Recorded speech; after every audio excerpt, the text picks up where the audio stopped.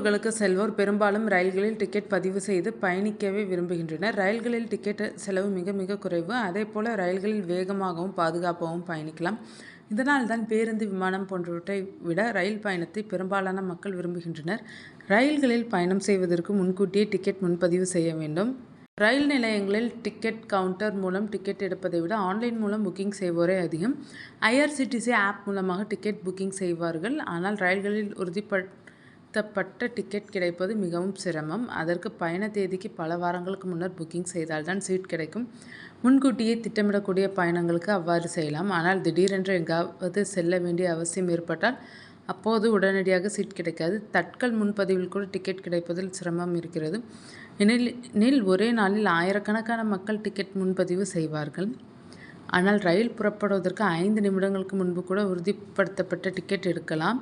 அதற்கான வசதி உள்ளது. உங்களிடம் பொது டிக்கெட் அல்லது தட்கல் டிக்கெட் இல்லாவிட்டாலும் ரயில் பயணத்தில் எந்த பிரச்சனையும் ஏற்படாது. ரயில் புறப்படுவதற்கு சற்று நேரத்துக்கு முன்பு கூட உறுதிப்படுத்தப்பட்ட டிக்கெட்டை முன்பதிவு செய்யலாம். ரயில்வேயின் இந்த வசதி கரண்ட் டிக்கெட் என்று அழைக்கப்படுகிறது.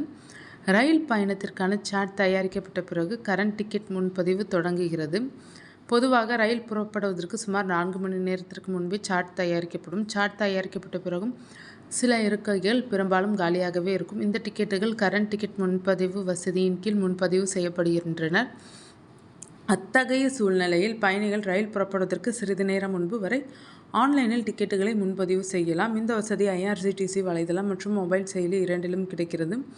டிக்கெட் முன்பதிவு செய்ய பயணிகள் ஐஆர்சிடிசி செயலி அல்லது வலைதளத்திற்கு சென்று தேவையான அனைத்து தகவல்களையும் நிரப்பி ரயில் புறப்படும் தேதியை தேர்ந்தெடுக்க வேண்டும். சார்ட் தயாரிக்கப்பட்ட பிறகு இந்த முன்பதிவுக்கான வசதி இருக்கிறது.